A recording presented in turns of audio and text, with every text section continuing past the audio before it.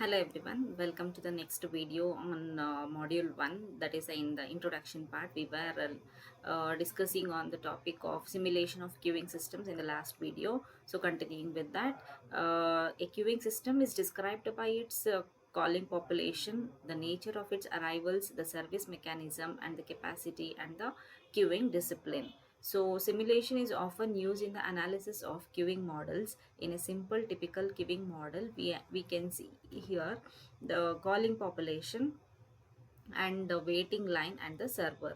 So here the calling population consists of all the customers who is waiting for the service, who wants to get the service from the server, and from calling population they will be put in a queue for in the waiting line in order to wait for the service. So if the server is free at that time, then immediately the customer who arrives will be served, or else he will be made to wait in a waiting line in order to get the service from the server. So depending on this scenario, there are different types of queuing system, like a single channel queue where only there will be only one waiting line. Double channel queue means two waiting line and two servers, and multi channel queue where there will be more than two waiting lines and more than two servers. So next, in a single channel queue the calling population is infinite. That is, if a unit leaves the calling population and joins the waiting line or enters service, there is no change in the arrival rate of other units that may need service. Arrivals for service occur one at a time in a random fashion. Once they join the waiting line, they are eventually served. The system capacity has no limit, meaning that any number of units can wait in line. Finally, units are served in the order of their arrival. That is, whoever will come first, they will be served first and they will leave the line first. Arrivals and services are defined by the distributions of the time between arrivals and the distribution of service times respectively. So like how the customers arrive and how the service will be provided to those customers will be based on the distributions of time between arrivals and the distribution of the service time. So here the state of the system, the number of is nothing but the number of units in the system, and the status of the server, either it is busy or idle, depending on whether there are any customers waiting in the line or there are any customers waiting for the service. The server will be either busy or idle. If at least there is one customer, then the server will always be busy. If there are no customers, then the server will be idle until and unless a customer arrives for the service. And an event, a set of circumstances that cause an instantaneous change in the state of the system. So either the arrival of the customer or the departure of the customer. So these two events will cause the instantaneous change in the state of the system. That is, either the server will be busy or it will become idle. In a single channel queue system, there are only two possible events that can affect the state of the system, and all these will be tracked with the help of the simulation clock. Here we have different types of problems depending on a single channel queue, multi channel queue, and also the double channel queues. So here we first see the single channel queue, and here we have the set of formulas which can be solved with the help of the given data, and also we are going to develop a simulation table for this. So we'll see first what are the different types of formulas based on the type of a problem. So for a single channel queuing system, which consists of only a single server and a single channel queue where the customers are made to wait until the service will be provided to them. So here we have a time customer waits in the queue will be equals to time service begin minus arrival time. Time service end will be equals to service time plus time service begin. Time customer spends in the system will be equals to time service end minus arrival time. Idle time of the server will be equals to time service begin minus time service end. Standard formulas Here we have different standard formulas which can be used for all the types of the problems which we are going to solve. So average waiting time, that is how much the customer has to wait in order to get serviced from the server, will be equals to total time customers will be waiting in the queue divided by the total number of customers.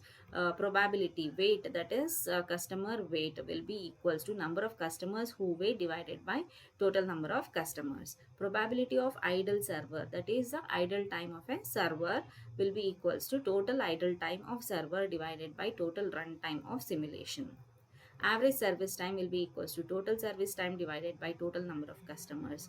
Average times between arrivals will be equals to sum of all times between arrivals divided by number of arrivals minus 1.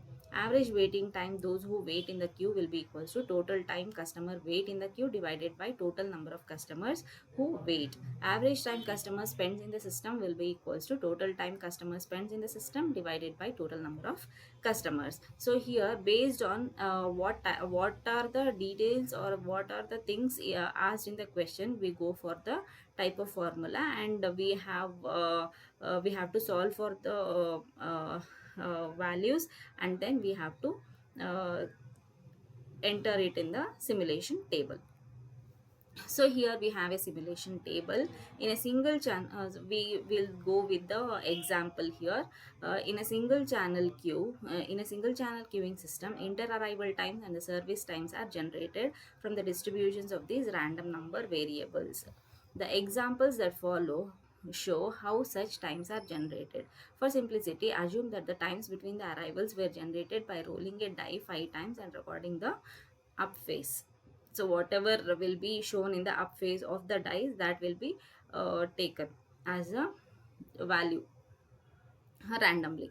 So here we can see here is a table for the inter arrival time of the customers, and here is a service time of the customer. So here we have 1 to 6 customers. The inter arrival time for the first customer will be nil because he is the only customer at that time, so he will be arriving at clock time 0. And the next second will be inter arrival time will be 2. Arrival time on the clock will be the previous time plus the inter arrival time of that customer, so 2 plus 0 will be 2. A third customer will be arriving at fourth clock time, and 4 plus the previous value will be 2, so 4 plus 2 will be 6. So we have to continue this way until the 6 customers will arrive. Then once we get this inter arrival and the clock times, then move to the service times. So service time of the 6 customers has been listed here. We have customers and we have the service time. So first customer has to be served for 2 minutes, second customer has to be served for 1 minute, third customer has to be served for 3 minutes. Similarly, sixth customer has to be served for 4 minutes. So here we have the simulation table emphasizing the clock times. So depending on the arrival of the customer and how much of time is required for his service, so we can form a table called as a simulation table.